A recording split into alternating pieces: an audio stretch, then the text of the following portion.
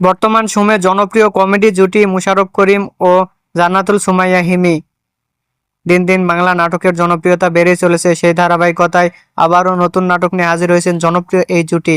নাটকটির নাম সুবিধাবাদী। এই নাটকটিতে অভিনয় করেছেন বর্তমান সময়ের আলোচিত অভিনেতা মুশাররফ করিম ও আলোচিত অভিনেত্রী হিমি। এই নাটকটি রচনা ও পরিচালনা করেন মহিন খান। নাটকটি খুব শীঘ্রই গ্লোবাল টিভির ইউটিউব চ্যানেলে প্রকাশিত হবে।